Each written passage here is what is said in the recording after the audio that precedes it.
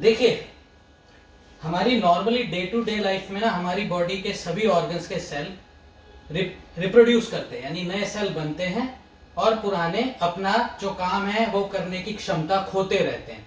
जैसे इंसान बुढ़ा होता है, बुढ़े होने के बाद उतना कारगर नहीं रहता काम करने, सिमिलरली हमारी बॉडी ऑर्गन्स के सभी सेल्स सेनेसेंस हो जाते हैं, यानी कि अपनी आइडेंटिटी और फंक्शन को लूज कर देते हैं, बट वो जीवित रहते हैं, मरते नहीं है।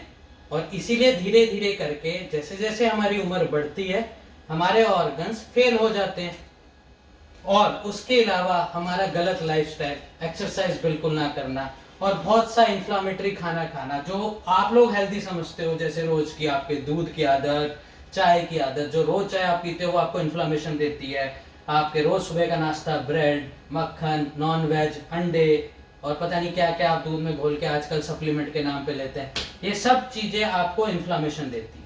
और जो ये सेनेसेंट सेल है ना, जिन्होंने अपनी आइडेंटिटी खो दी, यानी लिवर सेल ने अपना लिवर सेल होने की आइडेंटिटी खो दी, ब्रेन सेल ने ब्रेन सेल की, न्यूरॉन्स ने न्यूरॉन्स की, किडनी सेल ने किडनी सेल्स की।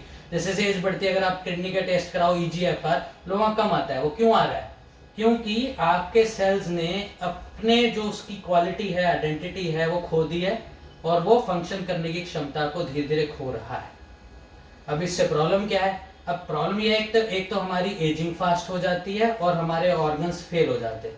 और दूसरी प्रॉब्लम्स क्या है? ये जो सेनेसेंट सेल्स हैं जो ऑर्गन्स में रहते तो हैं जीवित, मगर ना ये अपनी रिप्रोड्यूस कर पाते हैं, यानी नए सेल बना पाते हैं, और ना ही ये अपना फंक्शन कर पाते हैं जो उस ऑर्गन्स के लिए कर रहे थे। इनको कहते हैं सेनेसेंट सेल।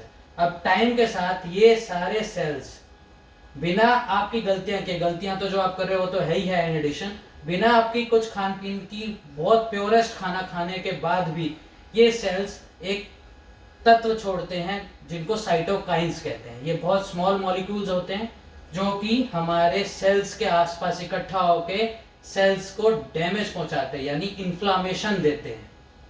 और आज का मेरा ये वीडियो का मेन पर्पस है आपको एक ऐसी मुफ्त की चाय पे बताना जिससे हम इस सेनेसेंट सेल्स को मार सकते हैं, हटा सकते हैं, रिन्यू कर सकते हैं। एक बहुत ही इंपॉर्टेंट टेक्निक इन सेनेसेंट सेल्स को हटाने की है फास्टिंग। जैसे आज एकादशी है तो आज मैं 24 घंटे के वाटर फास्ट पे हूँ। अगर हर 15 दिन में हम इस तरह से फास्ट कर लें, धार्मिक रूप से नहीं कि आप मीठा भी खा रहे हैं, दूध भी खा रहे हैं, हलवा, वैसे नहीं, 24 घंटे मैं सिर्फ पानी पे ही रहूंगा।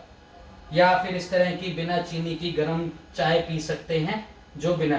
तो ये क्या करती हैं, एक तो ये फास्टिंग की वजह से मैं अपने सेनेसेंट सेल्स को खा जाता हूँ, तो फिर ये इन्फ्लामेशन प्रोड्यूस नहीं होती और बाद में यही सेनेसेंट सेल्स म्यूटेशंस इकट्ठे होने की वजह से कैंसर का रूप भी बदल लेते हैं, ट्यूमर सेल्स भी बन जाते हैं। तो आज का मेन बात जो थी कि एक ऐसी चाय बताना जो आप नॉर्मल चाय को रिप्लेस कर दें, और इसमें एक तत्व मिलता है क्वेरसेटिन। इस क्वेरसेटिन के टैबलेट्स बना के भी लोग बहुत सी कंट्रीज में कैंसर के इलाज के लिए बहुत ही हाई प्राइसेस पे बेच रहे हैं।